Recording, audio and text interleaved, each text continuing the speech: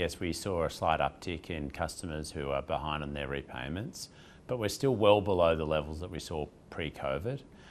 So we do expect that that will continue to pick up during the course of the year, but again, from relatively low levels. But I think also the important aspect is, even though customers, almost all of them are making their repayments, we do see and hear quite clearly from customers about some of the strain that they're under and some of the sacrifices that they're having to make to work through a higher interest rate environment and higher cost of living. And hence why it's so important that inflation does come down. Inflation does hurt everybody.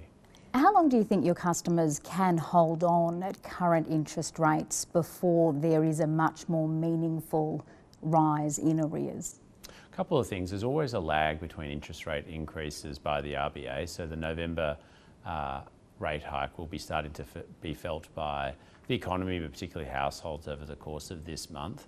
But the main driver of when people can't make repayments is unemployment.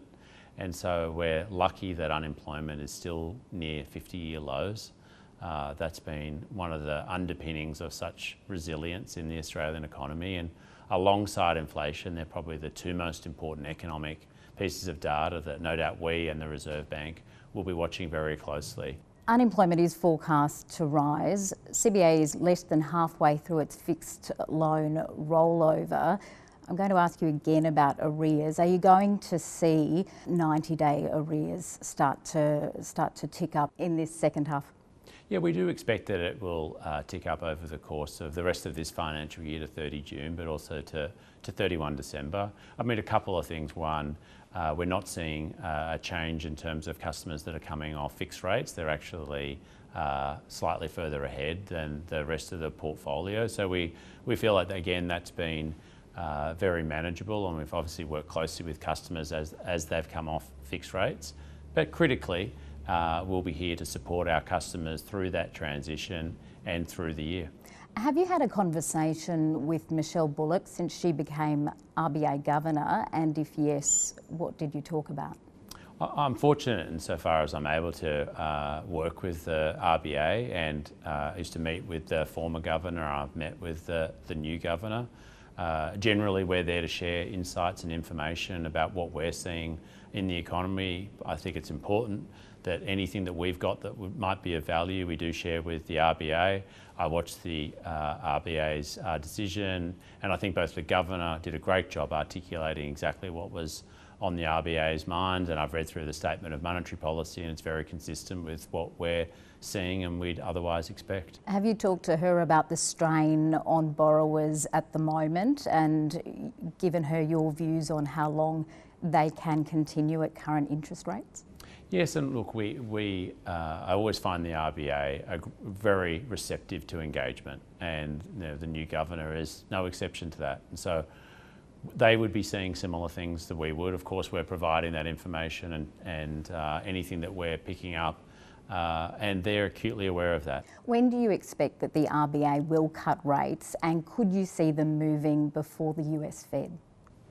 Well, our expectation is that they will cut before the end of this calendar year, but I think, as we've seen, economic forecasting is a very difficult objective, and there's always uncertainty. I think it's extremely unlikely they'd be cutting before the US Fed. I think later this year we'll probably see rate cuts in the UK, US, Canada, and look, there's certainly an expectation late this calendar year, but we all know that inflation is very difficult to precisely forecast, and so circumstances can change.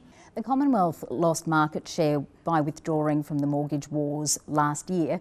Was that the right call? Well, it's always hard to think about things with the benefit of hindsight. I think we'd do the same, would make the same decisions that we saw. There's, in any business, you have to be thoughtful and make sure you're acting in a sustainable way.